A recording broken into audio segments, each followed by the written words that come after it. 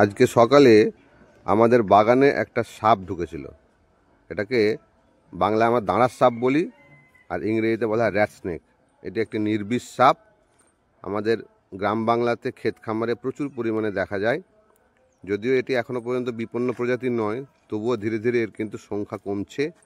মানুষ দেখতে পেলেই এদেরকে মেরে ফেলে। কিন্তু এই সাপ কিন্তু আসলে কৃষকের বন্ধু। এরা ইঁদুর খেতে খুব ভালোবাসে, যার জন্য একে র্যাট স্নেক বলা হয়। এই দেখুন, বাড়ির দেওয়ালের গর্তে ভেতরে ঢুকে যাচ্ছে।